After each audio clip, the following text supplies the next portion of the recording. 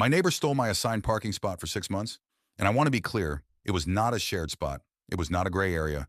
It had my apartment number painted on the ground in big white letters, and he parked there anyway, almost every single day, like it was nothing.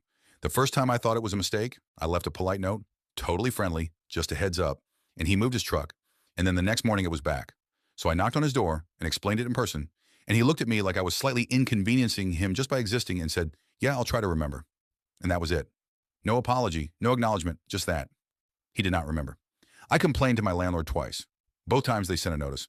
Both times nothing changed because Derek had figured out there were no real consequences. So he just kept doing it. That's when I stopped trying to solve it through other people.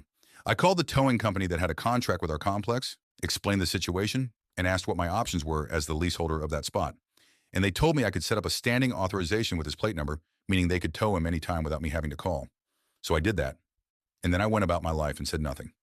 11 days later, I'm sitting at my kitchen table eating dinner, and I hear a truck pull up outside. I just smiled and kept eating. About 20 minutes later, there's a knock at my door, and it's Derek. And the smug, unbothered energy he always carried was completely gone. He looked stressed and small, and he asked if I had called a tow truck. I looked at him and said, "I have no idea what you're talking about." He stared at me, and I think he knew, but he had nothing, so he just turned around and walked away. The tow fee was $240 plus daily storage. His truck had been there since the night before. He never parked at my spot again, not once, not even close. 6 months of patience paid off on a Tuesday night over a plate of pasta.